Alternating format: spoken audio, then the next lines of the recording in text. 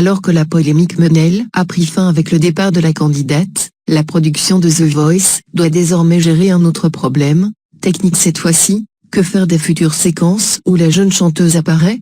Soulagement pour TF1 et la production de The Voice, Menel Ibtissem a finalement décidé de quitter le télécrochet après que ses tweets douteux sur les attentats de Nice et de Saint-Étienne-du-Rouvray refait surface. Un départ qui n'est pas sans poser problème.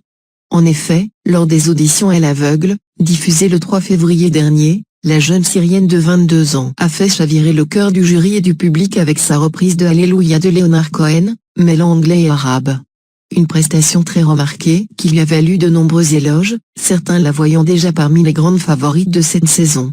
Et il ne s'était pas trompé. Menel a franchi les 3 premières étapes de la compétition.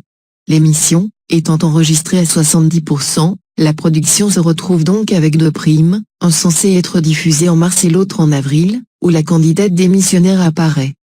Que faire? Plusieurs options. La première, et la moins contraignante, serait de conserver le montage originel et d'ajouter un bandeau mentionnant le départ de la chanteuse. Autre possibilité, couper ces scènes. C'est ce qui serait envisagé pour les 2 primes déjà enregistrées. Mais pour les directs, diffusés fin avril, c'est une autre histoire. Par souci d'équité, les écuries des coachs doivent, en effet, comporter le même nombre de talents.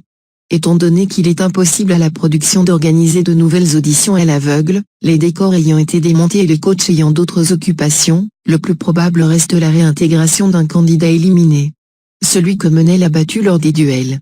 Si rien n'a été confirmé par la chaîne, cette solution, qui reste la plus probable, permettrait à The Voice 7 de faire oublier toute cette polémique.